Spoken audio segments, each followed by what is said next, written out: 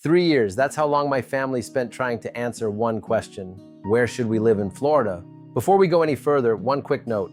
You'll notice this video is presented using AI. I use it to create a polished, consistent viewing experience, but every story, opinion, and lesson in this video comes from my own life and my family's move from Delaware to Florida. Nothing about this experience is fictional.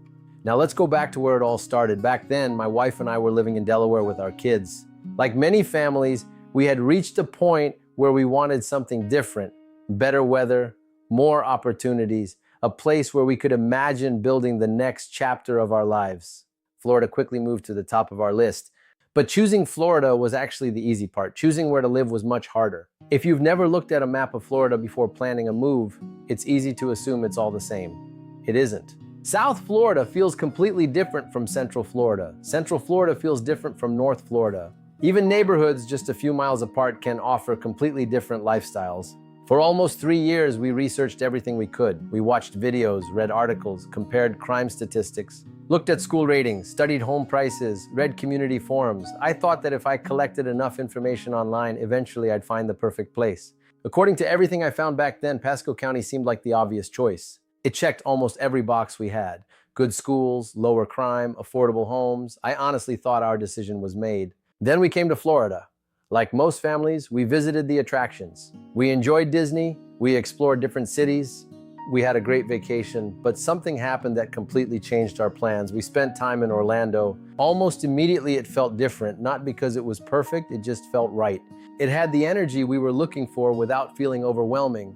There were great neighborhoods, plenty to do, a diverse community, good restaurants, parks, shopping, easy access to the airport, and everything seemed within a reasonable drive. That visit completely changed our thinking, but here's what I believe was the smartest decision we made. We didn't move immediately.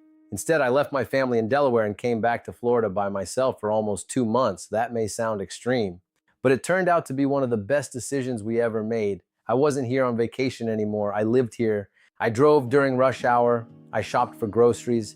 I explored neighborhoods on weekday mornings.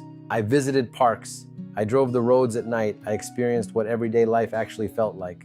And that's when I realized something. The internet can help you narrow your options, but it cannot tell you where you'll feel at home. Only living somewhere, even temporarily, can answer that question. So if you're thinking about moving to Florida, this is the best advice I can give you. Don't just come for vacation, come for a trial run. Rent a place for a couple of weeks if you can. Drive the commute, visit grocery stores, spend time in the neighborhoods you're considering. Imagine your normal Tuesday, not your vacation Saturday, because that's the life you're actually moving into. After those 2 months, I was completely convinced Orlando was the right choice for us. Today, we've lived here for more than a decade. Of course, Florida has changed. Home prices have increased, insurance costs have gone up, traffic is heavier. Even with everything that's changed, if I had to make the decision again today, I'd still choose Orlando. More specifically, I'd choose South Orlando. The communities around Meadow Woods, Hunters Creek, South Chase, Buenaventura Lakes, and nearby Lake Nona simply fit the lifestyle we wanted.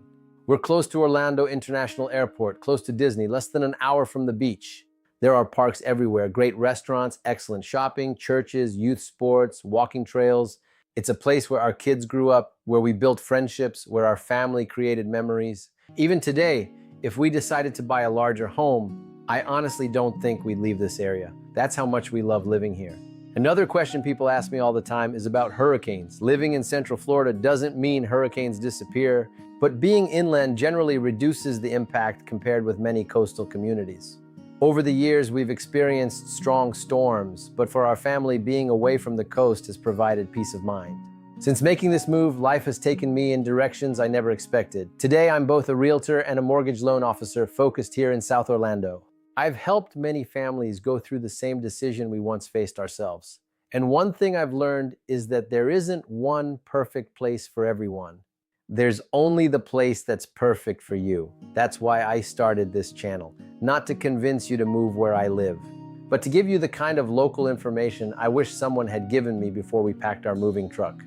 In future videos, I'll show you neighborhoods, homes, schools, and parks.